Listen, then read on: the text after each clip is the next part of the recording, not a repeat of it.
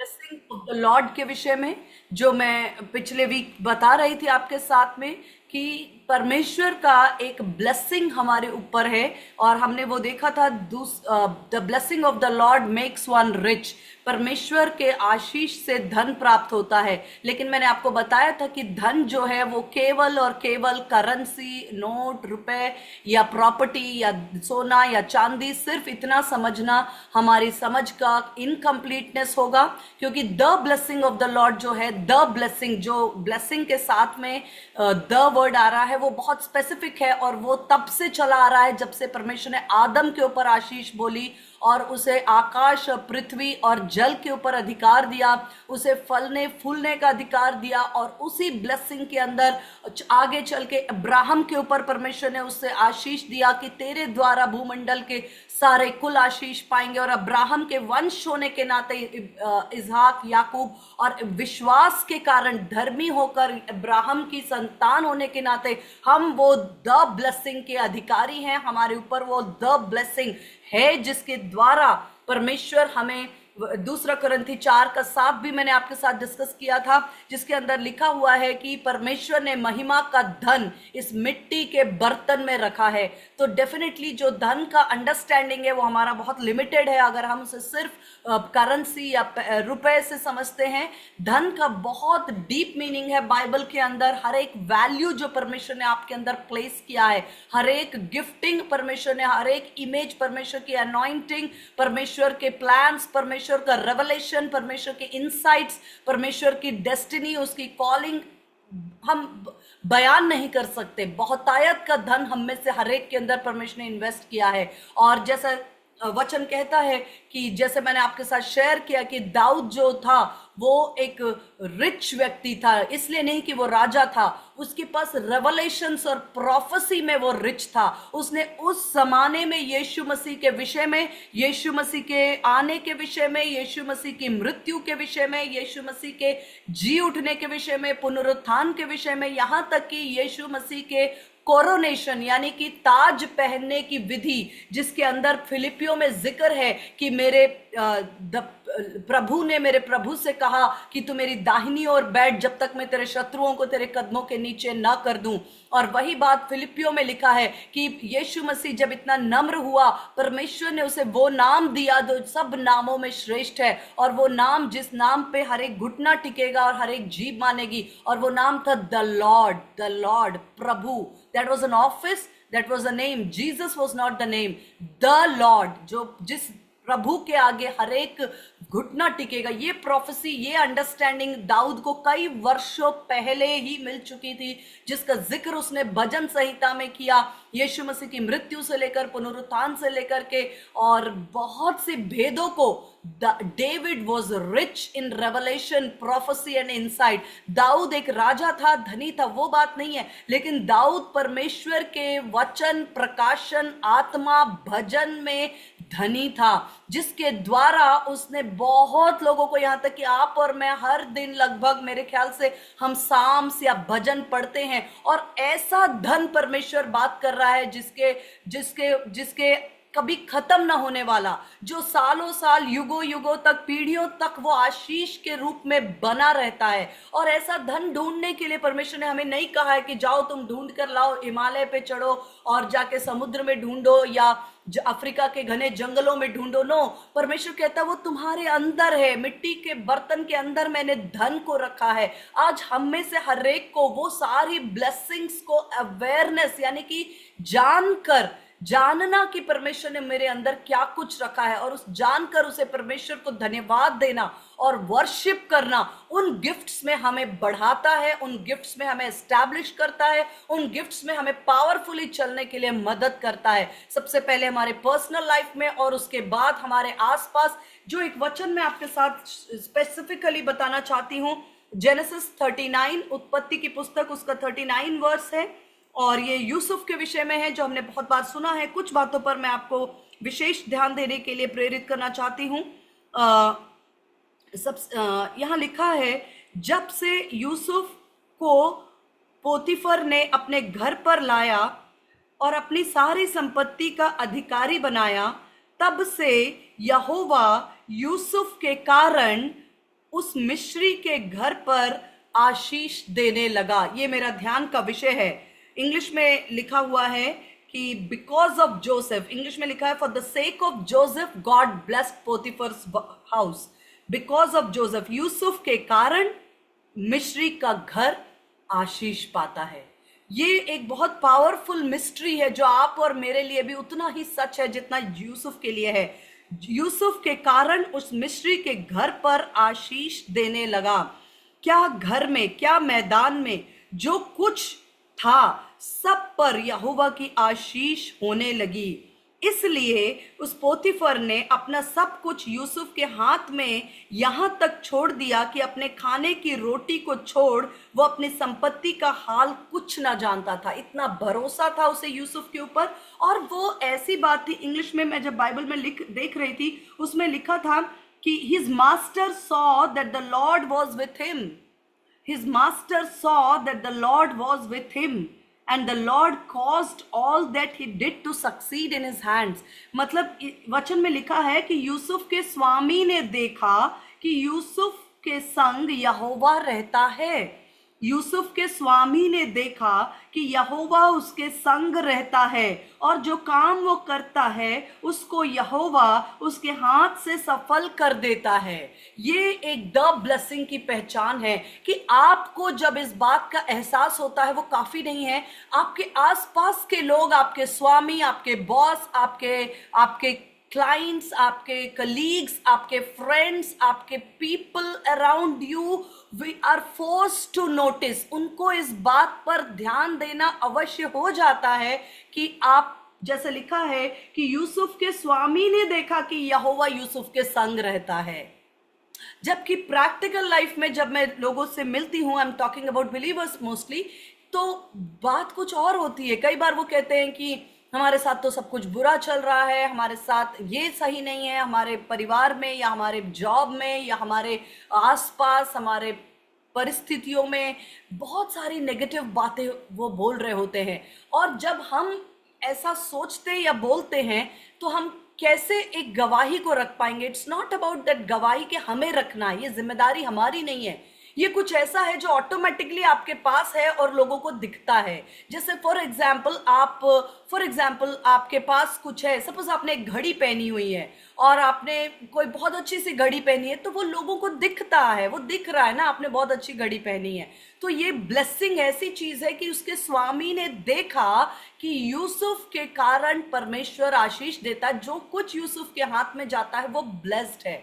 कई बार आपके स्वामी, आपके बॉस, आपके कंटेम्प्रेरी लोग इस बात को आपके जीवन से जानते हैं। कई बार ऐसा होता है कि कुछ और कारणों के कारण वो बोलते नहीं है कि बोलने से हो सकता है कि मतलब कई कारणों से, बट नोटिस करना, ये इतना स्ट्रॉन्ग, इतना स्पष्ट ब्लेसिंग होता है, ये छिपता नहीं है कि अगर आपके सर पर ये ब्लेसिंग है, ये दिखाई देता है। लेकिन ये तब दिखाई देता है जब हम खुद भी इस बात के लिए जानते हों कि पौलुस कहता है, मैं जानता हूं जिस पर मैंने विश्वास किया है, मैं उसे जानता हूं जिस पर मैंने विश्वास किया है। It's all about what you know. सबसे बड़ी बात यह है कि आप क्या जानते हैं अपनी ब्लेसिंग्स के बारे में, अपने विषय में, कि परमेश्वर ने आपको क्या और कैसा बनाया है। क्योंकि जो आप जानते हैं वही जो है वो एक अभिषेक के रूप में आपकी पहचान बन जाता है। आपके आसपास के लोग नोटिस करते हैं, वो चाहेंगे तो बोलेंगे, नहीं चाहेंगे तो ना बोले, लेकिन वो जान जाते हैं कि आप डिफरेंट हैं, आप स्पेशल हैं। आपका जो भी आपका ऑरा है, आपका प्रेजेंस है, वो नेचुरल नहीं होता है, वो सुपर नेचुरल होता है और ये बढ़ता है। लेट मी टेल यू कि ये ऐसा नहीं है कि हम इस एक्सपीरियंस में ग्रो कर सकते हैं और ज्यादा और ज्यादा और ज्यादा, और हम इस मैनिफेस्टेशन में भी ग्रो कर सकते हैं। यूसुफ के विषय में लिखा है कि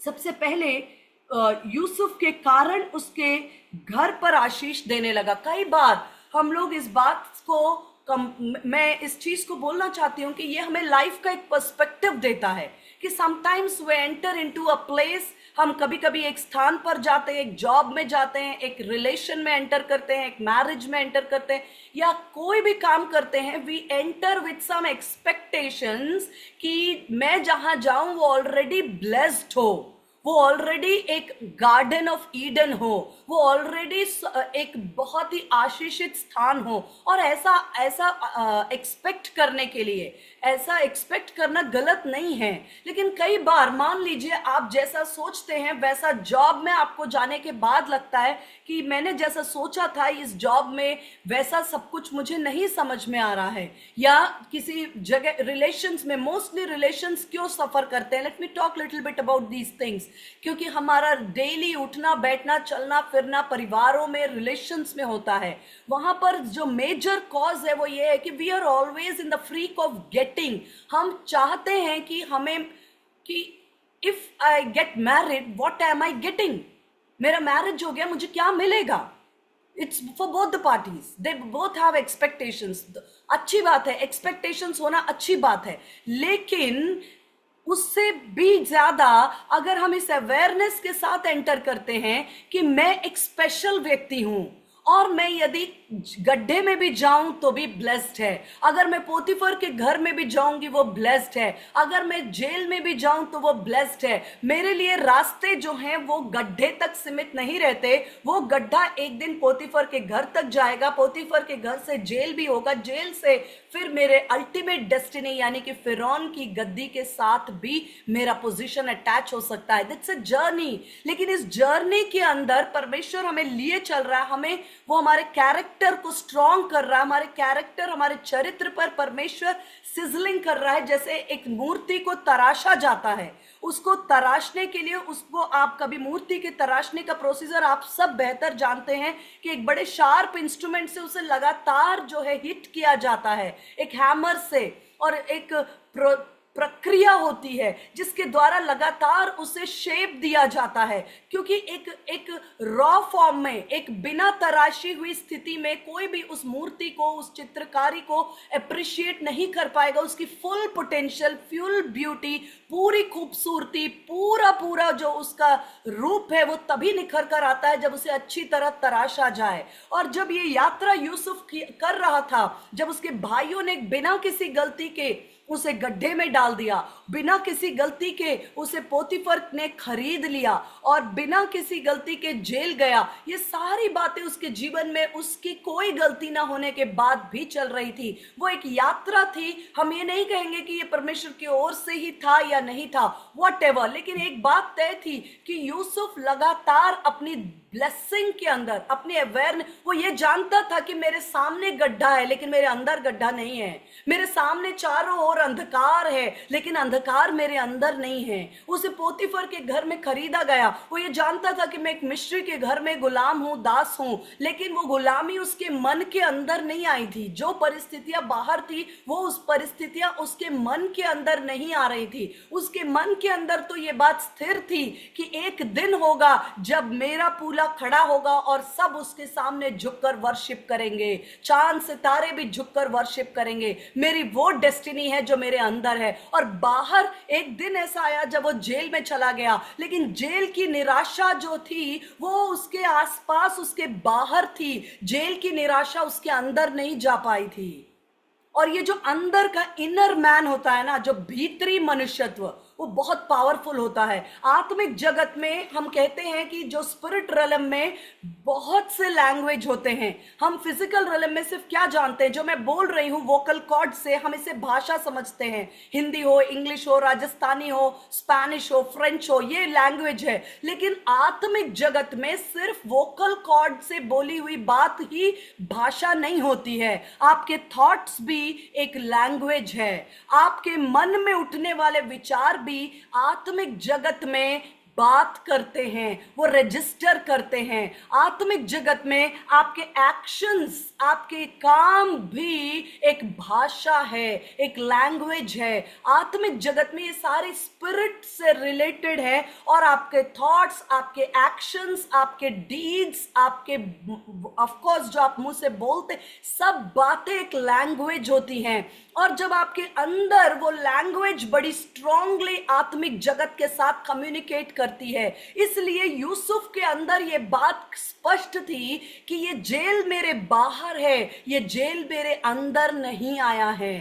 ये जेल मेरे अंदर नहीं आया है, मेरे अंदर आज भी वो दर्शन और वो स्वप्न इतना स्पष्ट है कि मेरा पूला खड़ा होगा और सब उसके सामने झुककर दंडवत करेंगे। आकाश के चांद सितारे मेरे सन्मुख झुककर दंडवत करेंगे।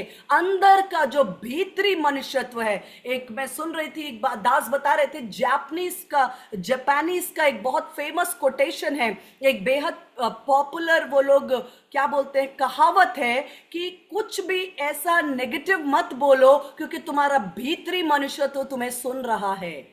कई बार हम क्या सोचते हैं कि मुझे नेगेटिव इसलिए नहीं बोलना है क्योंकि लोग सुन रहे हैं।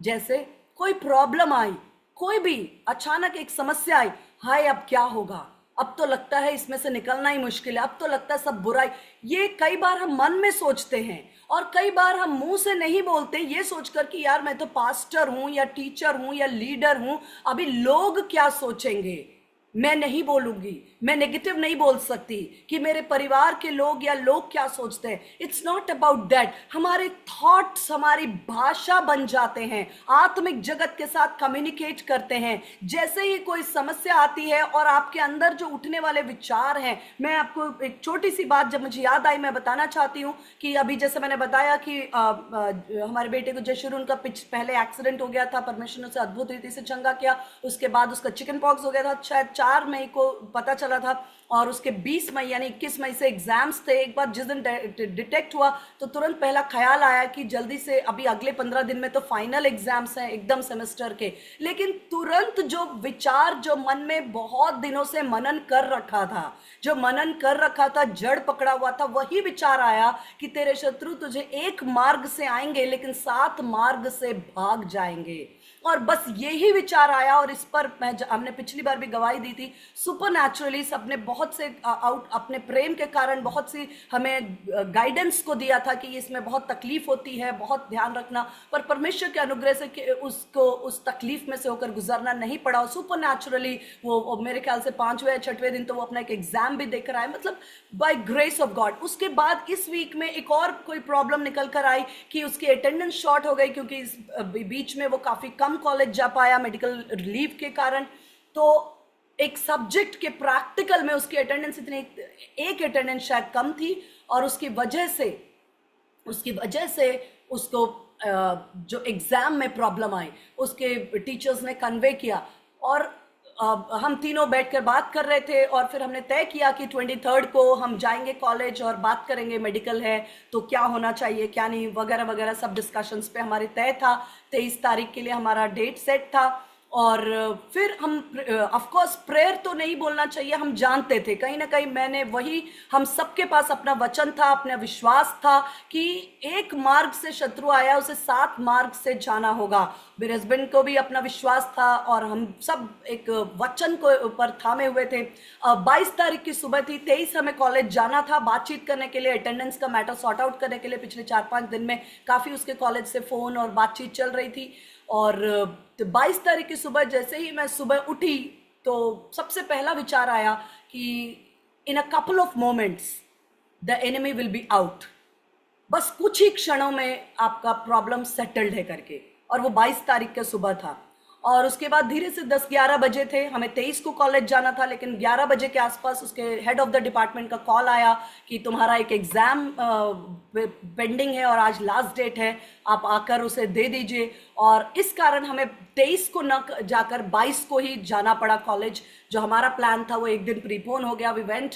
और मैंने देखा कि परमेश्वर का ग्रेस, मतलब वो एचओडी जो है वो बोल रहे थे कि सारे टीचर्स जयशुरून को प्रेज कर रहे हैं। वो बोल रहे थे कि बच्चा बहुत अच्छा है, इसकी अटेंडेंस मेडिकल के कारण कम है, हम क्या कर सकते हैं। एंड दैट एचओडी हिमसेल्फ जो हेड ऑफ द डिपार्टमेंट थे इलेक्ट्रॉनिक्स के, वो कह रहे थे हम पूरी कोशिश करेंगे, जो भी बेस्ट ऑफ बेस्ट हेल्प कर सकते हैं। उन्होंने मैटर को सॉर्ट आउट किया। उस दिन का एग्जाम भी उन्होंने फटाफट कंडक्ट करवा लिया, उसको कॉल करके बुलाया, मैडम को बोला मैम इसका एग्जाम ले लीजिए और एक जो पेंडिंग एग्जाम है उसको भी हम बेस्ट, हमने कहा हम आउट ऑफ स्टेशन जा रहे हैं, उन्होंने कहा आप आराम से निश्चिंत होकर जाइए, जो भी यहाँ पर मैटर होगा हम सेटल करेंगे। क्योंकि स्टूडेंट के बारे में सारी टीचर्स की इतनी अच्छी रिपोर्ट आई है, उसका एक अटेंडेंस कम है, हम जरूर इस मैटर को, क्योंकि यूनिवर्सिटी लेवल पे होता है, बोले हमारे हाथ में नहीं है, कंप्यूटर सिस्टम्स है, सारा सिस्टम कंप्यूटर से होता है। अब हाथ से हम कोई परिवर्तन नहीं कर सकते, लेकिन जैसे ही टाइम टेबल और सारी चीजें आएंगी, जो हमारे हाथ की चीज होगी, हम इस बच्चे के फेवर में जो कुछ हो सकता है वो करेंगे। मैं जो चीज हमने सोची थी 23rd को जाकर सेटल होगी, वो 22nd को ही morning I got up and I got in couple of moments this same statement.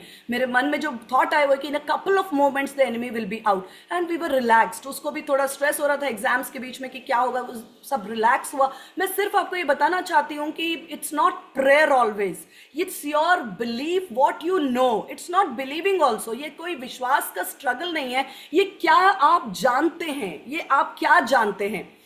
कुछ ऐसी बातें हैं हमारे लाइफ का पिलर होती हैं। जैसे हम जब स्कूल में थे, कॉलेज में थे, या जो भी था, हमें एक बात पता होती थी कि कोई भी प्रॉब्लम आएगी तो माय डैड विल हैंडल। एक बात हमें पता होती थी, उसमें कोई रॉकेट साइंस नहीं था, उसमें कोई प्रेयर नहीं था, उसमें कुछ नहीं था, बस हमें पता था कि my dad will handle this and वो एक सोल्यूशन लेकर आएंगे। तो वो पता होना, वो हमारा परमेश्वर के साथ जो रिश्ते की गहराई है। Sometimes when you want to pull that from God you have to go that deep. आप जानते हैं वही पेड़ बहुत गहराई से सूखे में भी अपने लिए जल को खींच पाता है, जिसकी जड़ें बड़ी गहरी होती हैं। जिस पेड़ की जड़ें बहुत उथली होती हैं, वो सूखी जमीन से अपने लिए पोषण, अपने लिए पानी, अपने लिए न्यूट्रिशन, अपने लिए मॉइस्चर नहीं खींच पाता है सूखे परिस्थितियों में। लेकिन यदि हमारी जड़ें इतनी गहरी है तो हर परिस्थिति में हम अपने लिए जो इनफ स्ट्रेंथ है वो ले पाते हैं। इसलिए be careful what you think, आप क्या सोचते हैं, क्योंकि जो आप सोचते हैं वो आपका भीतरी मनुष्य तो भी सुनता है। और वो जापानीज कोट ऐसा है कि बी केयरफुल व्हाट यू से, what you think, because your inner champion is hearing. आपका भीतरी चैंपियन जो है वो आपको सुन रहा है। तो दे बिलीव कि हमारे अंदर एक चैंपियन है। और हम इन चीजों को मैं प्रैक्टिकली आपके साथ में शेयर करना चाहती हूं कि things come and things go. चीजें आती हैं, चीजें चली जाती हैं, लेकिन उसके लिए हमारा जो प्रतिदिन का वॉक है वो इसी बात पर होता है कि हम क्या जानते हैं अपने विश्वास में, अपने परमेश्वर के विषय में, उसकी वाचा के विषय में, उसकी ब्लेसिंग्स के विषय में, कि हम क्या परमेश्वर ने हमारे अंदर इन्वेस्ट किया है। यूसुफ के विषय में लिखा है कि यूसुफ के कारण आप जिस भी जगह पर, आप जिस जॉब में गए हैं, बहुत अच्छी बात है, आपको बेस्ट जॉब अगर मिला है तो, लेकिन मान लीजिए वहां आपको कुछ चीजें निराश या नाउम्मीद करती हैं, आपके एक्सपेक्टेशन पर नहीं है, तो आप ये मान के चलिए कि परमेश्वर ने मेरे कारण इस जॉब को ब्लेस करना है, इस इंस्टीट्यूशन को ब्लेस करना है, इस बिजनेस को ब्लेस होना है, इस लैंड को ब्लेस होना है, इस रिलेशन को ब्लेस होना है, because what I am carrying, क्योंकि जो मेरे अंदर है उसकी वजह से ये, क्योंकि यही तो द ब्लेसिंग देकर परमेश्वर ने आदम को भेजा था कि निर्जल देश में जल की धाराओं को बहाने वाला ये ब्लेसिंग है, सूखी भूमि को फ्रूटफुल लैंड में बदलने वाला ये द ब्लेसिंग है। देखने का नजरिया, शिकायतें हमारे पास इसलिए हैं क्योंकि हमने ये सोच रखा है कि हम जहां जाएं वहां पर कारपेट ऑफ रेड रोजेस होना चाहिए, लेकिन परमेश्वर कहता है कि जहां तुम जाओ तुम उसे बदल दोगे carpet of red roses mein. This is change in understanding. Sometimes in relations when we enter, we think ki what am I getting, what am I getting, but the thing is other way round ki what can you do, what can you do to make other person's life more comfortable. आप उनके जीवन को, जिसके साथ आप connect हुए हैं, हो सकता है वो आपके रूम पार्टनर हो सकता है वो आपके फ्रेंड्स हो सकता है आपके कलीग्स हो सकता है वो आपके हस्बैंड वाइफ चिल्ड्रन हो, what can, because you are blessed, they are also blessed, but आपको अपनी बारे में पता है, you are blessed, तो आप उनके जिंदगी को किस तरह से bless कर सकते हैं, because you have that value. परमेश्वर ने वो वैल्यू आपके अंदर रखी है। अगर किसी बात के लिए प्रेयर करना है तो इस बात के लिए प्रेयर करें कि लॉर्ड इंक्रीज माई वैल्यू।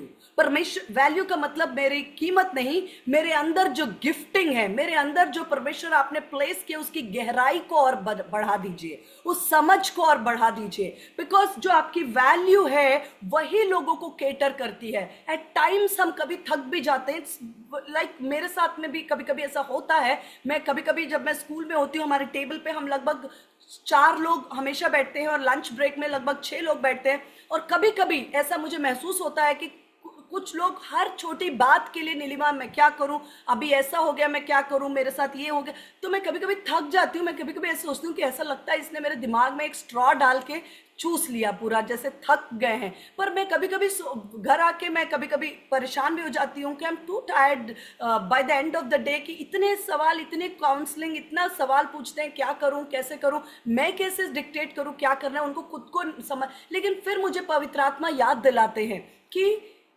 ये वैल्यू है, ये आपको परमेश्वर ने दिया है ताकि उन तक पहुंचे। परमेश्वर किसी एक कस्टोडियन को देते हैं और आपके द्वारा वो चीजें पहुंचने के लिए होती हैं, वो आपके पास आकर के रुक जाने के लिए नहीं होती हैं।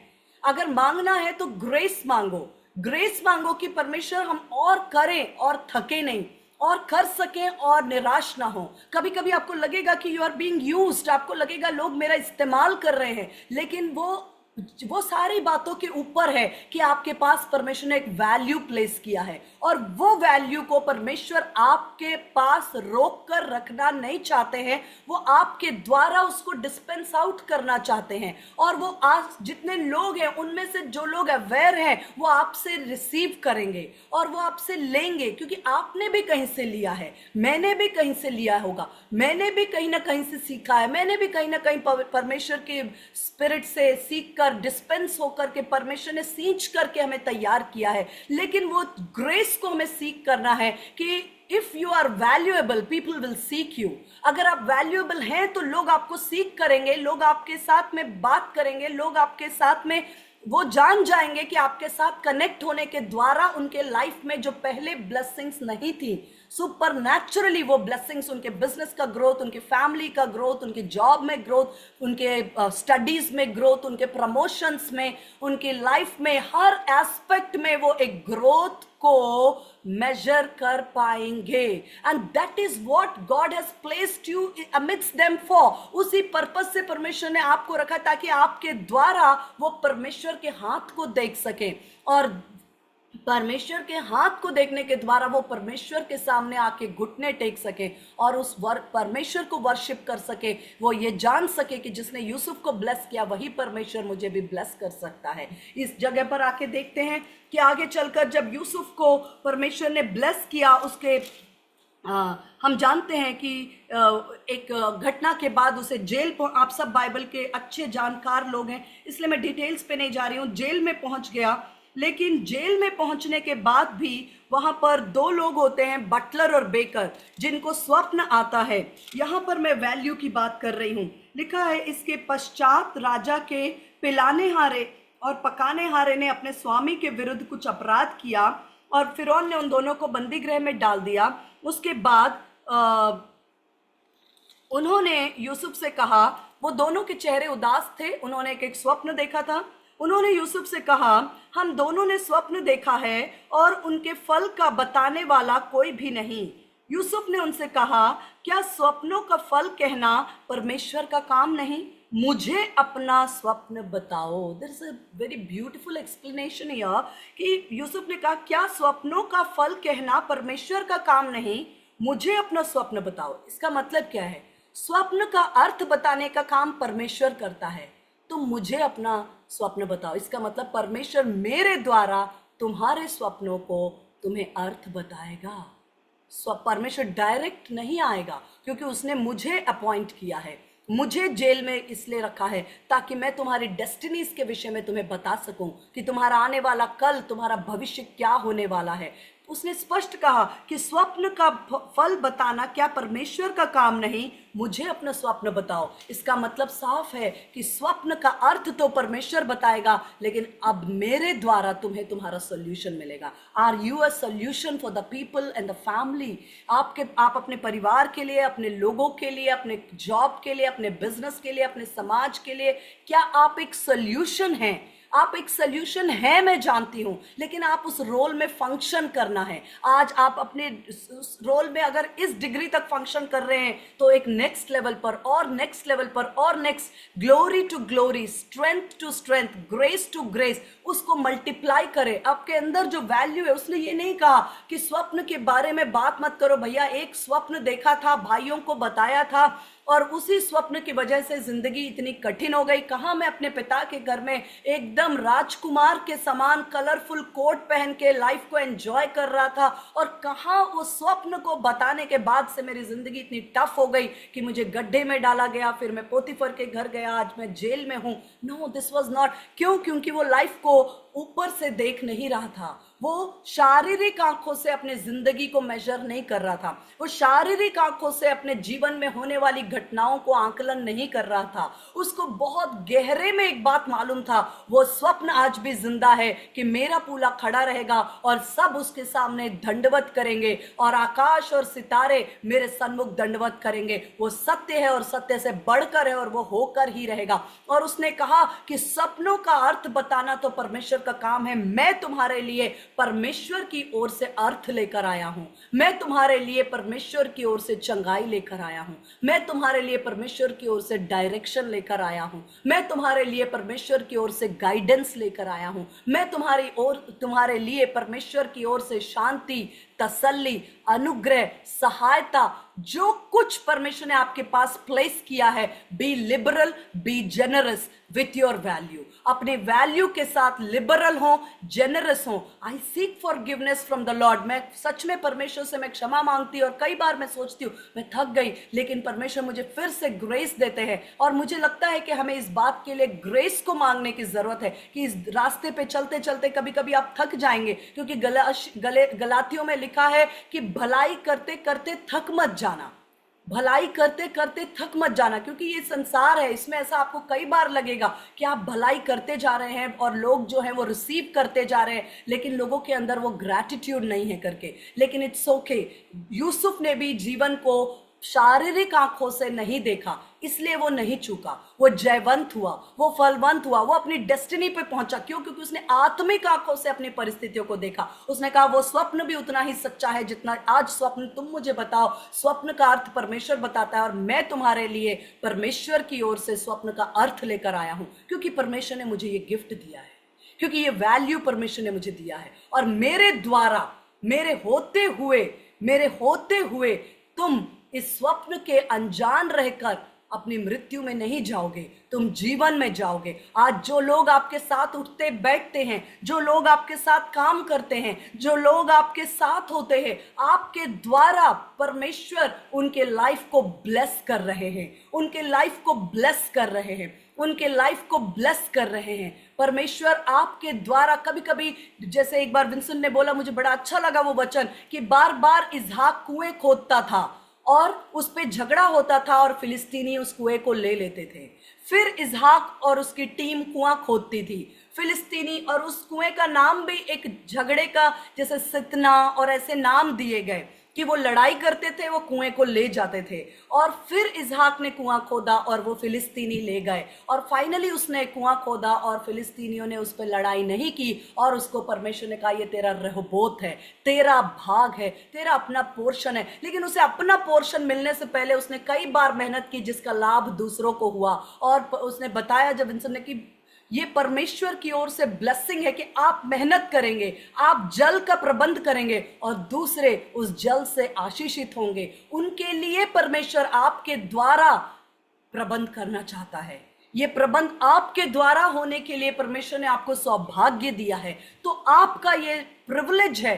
This is your privilege, don't take it as a burden, don't take it as a burden, this is a privilege. मैं हमेशा इस बात को कहती हूं कि आप किसी के लिए भी कुछ कर पाते हैं, वो बर्डन नहीं है, वो प्रिविलेज है। और उनको वो जल मुहैया कराने के लिए परमेश्वर ने इसहाक और उसकी टीम से मेहनत करवाई, और उनको जल मिलता गया। फिलिस्तीनी तृप्त हुए, फिलिस्तीनी सेटिस्फाई हुए। लेकिन क्या अंत में इसहाक प्यासा रहा? इसहाक और उसकी टीम, उसका कबीला नहीं, उनको अपना भाग मिला, अपना रहबोत मिला। You will end up in your Rehoboth, आप अपने रहबोत पर निश्चित रूप से पहुंचेंगे। लेकिन अगर आपको पहला ही कुआं रहबोत मिल जाता तो आप दूसरों के लिए शायद वो कुआं या पानी का प्रबंध नहीं करते। इसलिए कभी कभी परमेश्वर ने वैल्यू प्लेस की। मैं सोच रही थी ये लोग कुआं खोद रहे, वो भी तो खोद सकते हैं ना, लेकिन कुछ ऐसा था कि ये कुआं खोदते थे और उसमें पानी मिलता था।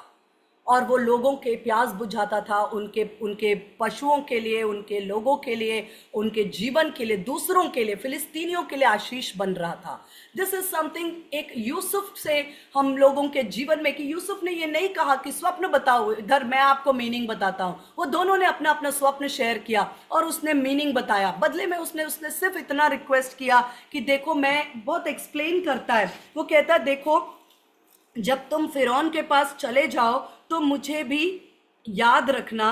फिरौन के उसने कहा कि तेरे पद पर तू नियुक्त हो जाएगा, तू तो पहले के समान फिरौन के पास जाएगा। जब तेरा भला हो तो मुझे स्मरण करना, तू मुझ पर कृपा करके फिरौन से मेरी चर्चा करना, क्योंकि मैं इब्रानियों के देश से मुझे चुरा कर लाया गया है और यहाँ भी मैंने कोई ऐसा काम नहीं किया जिसके कारण मैं इस कारागार में डाला जाऊं। उसने अपने केस को ब्रीफ में समझाया कि मैं कोई पापी, मैं गलती गुनहगार नहीं हूं, यहाँ तक मैं लोगों की गलत साजिश की वजह से पहुंचा। इसलिए जब तुम फिरौन के सामने वापस कप बेयरर, तुम फिरौन के हाथ में कटोरा देने लग जाओ, पिलाने हारे का ऑफिस तुम रिज्यूम करो, तो प्लीज मेरी चर्चा करके मुझे यहां से बाहर निकालना। उसने एक्सपेक्ट किया कि मैंने अपना वैल्यू दिया है, मैंने स्वप्न का इंटरप्रिटेशन दिया है, मैंने इसके एक गंभीर लाइफ की मिस्ट्री को सॉल्व किया है, मैंने इसके जीवन को एक दिशा दिया, मैंने इसकी उदासी को स्माइल दिया, मैंने इसके कंफ्यूजन को दूर किया, मैंने इसको एक प्रोफेसी दी,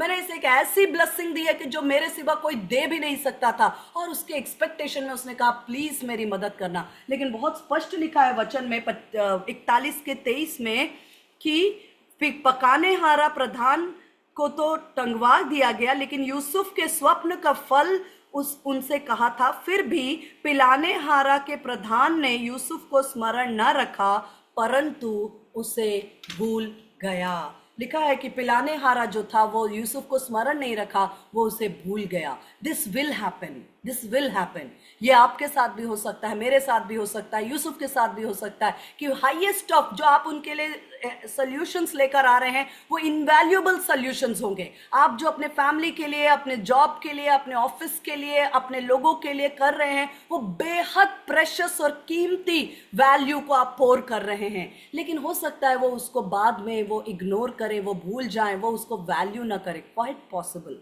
क्वाइट पॉसिबल। लेकिन मैं ये कहना चाहती हूँ कि परमेश्वर ने हमारी जिंदगी की डोर किसी इंसान के हाथ में नहीं दी है। परमेश्वर, लिखा है कि he is the author and finisher, वही हमारे विश्वास का करता है और वही हमारी डेस्टिनी को सिद्ध करता है। और वक्त आया, फिरौन को स्वप्न आया। ये कौन सा वैल्यू था? यूसुफ के पास एक गुण था, परमेश्वर की इतनी नजदीकी, स्वप्न को देखना और स्वप्न का अर्थ बताना। ये एक गुण था। उसको कौन सी डिग्री मिली थी, कौन सा क्या मिला था, ये सब मुझे नहीं पता है कि वो क्या गुणी था। बस एक बात था, इतनी नजदीकी उसको गिफ्ट था कि स्वप्न उसे मिलते थे। स्वप्न का अर्थ बताना परमेश्वर का काम था और परमेश्वर उसके जिंदगी के द्वारा। और फिरौन को स्वप्न दिया परमेश्वर ने फिरौन से बात करने के लिए जो तरीका ढूंढा वो ड्रीम्स ढूंढा। और जब फिरौन को ड्रीम मिला तब जाके उस बटलर ने कहा एक व्यक्ति है जेल में। और इसमें काफी 1-2 साल लग गए थे। ऐसा नहीं था कि तुरंत यूसुफ को बाहर निकलने का, कुछ 1-2 साल के बाद फिरौन को स्वप्न आया और उसने कहा एक व्यक्ति है जो जेल में बिल्कुल शार्प ड्रीम का इंटरप्रिटेशन करता है। ये उसका वैल्यू है।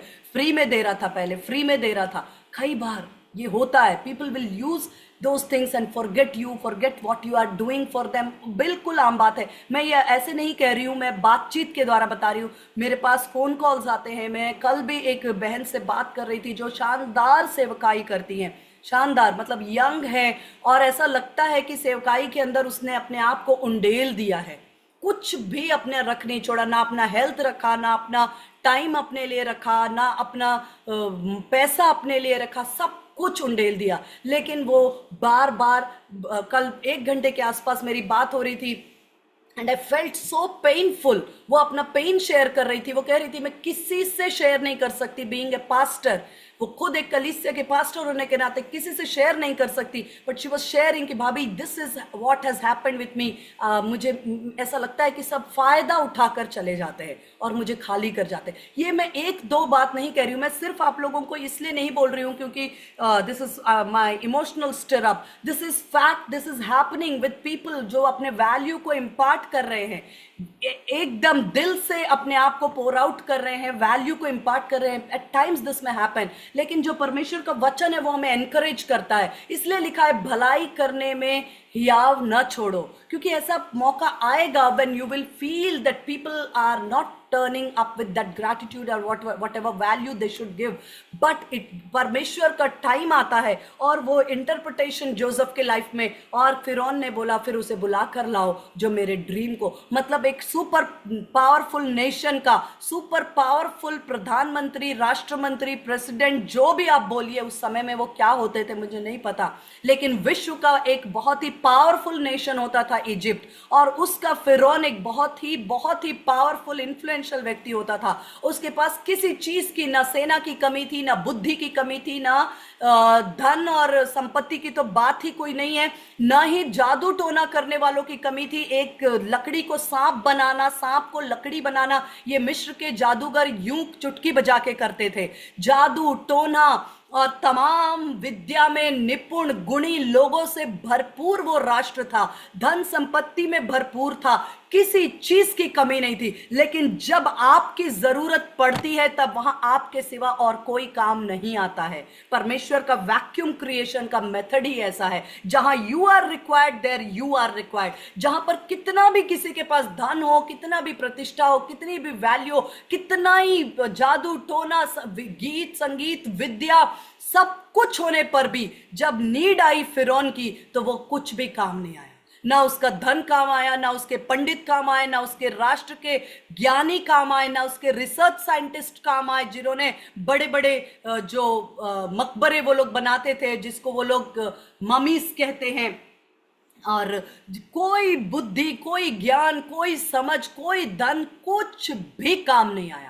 वहां जरूरत थी परमेश्वर की आत्मा की इंटरवेंशन की, और वो होना था सिर्फ यूसुफ के द्वारा, because Joseph was the channel, Joseph was the channel. और उस चैनल को परमेश्वर ने इतना तराशा था कि उसने अपना personal benefit, personal likes, personal dislikes को साइड में रख करके उसने इस बात को सीखा था कि यदि ये गिफ्ट मेरा तो नहीं, ये परमेश्वर ने मुझे दिया है, तो परमेश्वर की मर्जी से ही इस्तेमाल होगा। मुझे जिनको पसंद है मैं उनके लिए इस्तेमाल करूं, ये मुझे नापसंद है मैं इन्हें वो गिफ्ट ना दूं, ये ऐसा हो नहीं सकता, क्योंकि ये गिफ्ट मेरा नहीं है, ये देने वाले की अथॉरिटी है। वो जैसा चाहे उसको जीवन की जल की नदियों के रूप में यूज कर सकता है।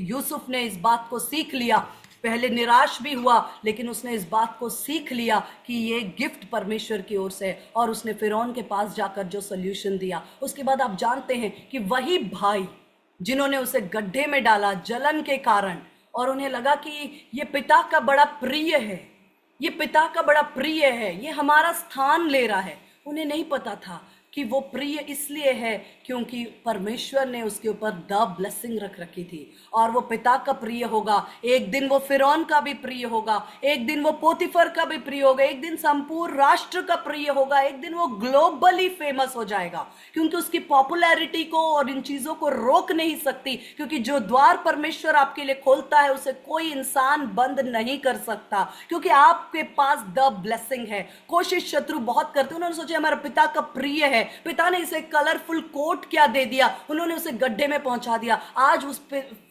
जब वो फिरौन के पास पहुंचा, फिरौन ने कहा मेरी अंगूठी को मैं तेरे ऊपर सील करता हूं, मैं सिर्फ नाम का फिरौन हूं, पूरे देश का अधिकार तेरे पास है। इस अनाज को उसने बताया 7 साल अनाज होगा, 7 साल अकाल होगा। उसने कहा कैसे प्रबंध करना है, क्या ज्ञान है, क्या बिजनेस मैनेजमेंट है, क्या समझ है, कैसे दाने प्रिजर्व किए जाएंगे। ऐसा नहीं है ना कि एक गोडाउन में ले जाके दाने भर दो, अनाज भर दो, गेहूं भर दो तो आपके 7 साल तक चलते रहेंगे। वो तुरंत कीड़े लगते हैं, खराब होते हैं। उसके लिए उनको साइंटिफिक तरीके भी मालूम होने चाहिए कि कैसे 7 सालों तक उसे प्रिजर्व करना है, चूहों से, पेस्ट से, हर तरीके से। और इस तरह से वो इतना फेवरेट हो गया एक कलरफुल कोट के कारण उसे गड्ढे में डाला गया। उसके पास गिनती नहीं होगी कितने कलरफुल कोट्स हो गए होंगे जब वो फिरौन के राष्ट्र का प्रधानमंत्री बन गया, प्रेसिडेंट बन गया।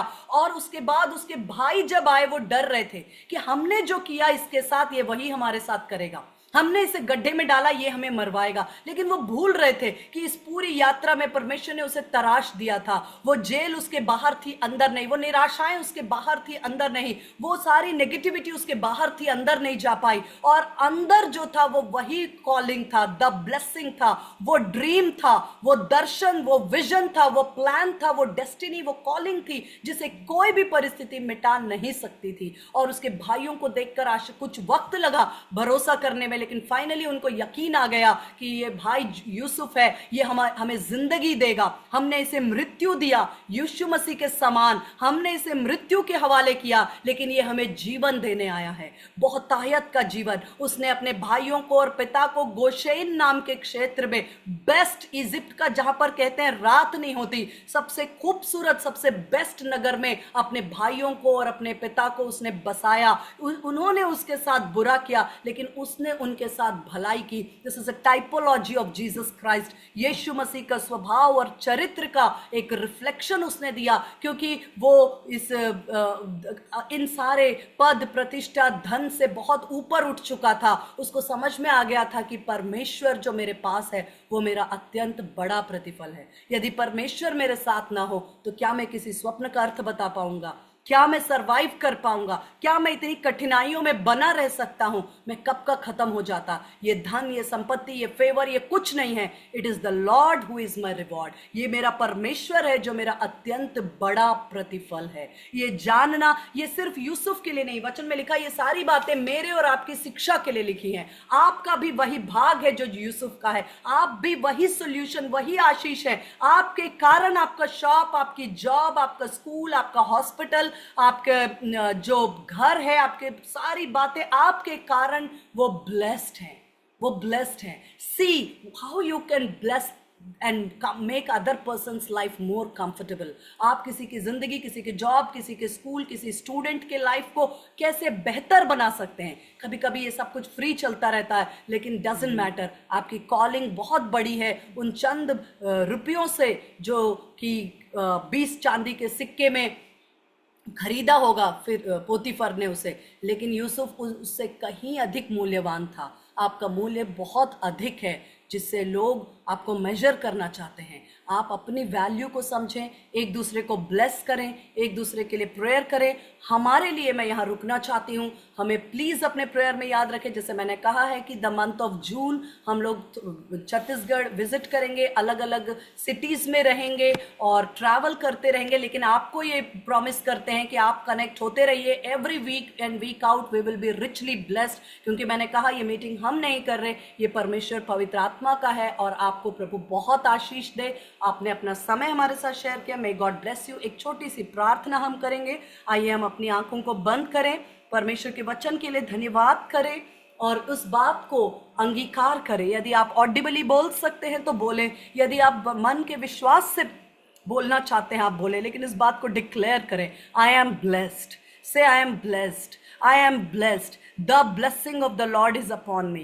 The blessing of the Lord is upon me. परमेश्वर का आशीष मेरे ऊपर है, परमेश्वर की आशीष मुझ पर है, परमेश्वर का अभिषेक मुझ पर है, परमेश्वर का अभिषेक मुझ पर है। परमेश्वर की आशीष जो निर्जल देश में जल की धाराओं को बहाती है वो मुझ पर है। परमेश्वर की आशीष जो बंजर भूमि को एक फलवंत दाखलता बनाती है वो मुझ पर है। मेरे कारण मेरा घर, मेरा घराना, मेरे जॉब प्लेस, मेरा बिजनेस, मेरे आसपास, मेरे सारी वातावरण जो मुझसे कनेक्टेड है वो आशीषित है। जीवन की जल की नदियां मुझसे बहती हैं और हर चीज जो मेरे टच में आती है वो सींची जाती है। हर एक हड्डी हरी भरी हो जाती है, हर एक अंग अंग में जीवन है, रग रग में, नस नस में, सेल्स में, टिश्यूज में, ऑर्गन्स में जीवन जीवन जीवन है। यीशु का जीवन, परिस्थितियों में यीशु का जीवन है। ओ परमेश्वर, मेरे द्वारा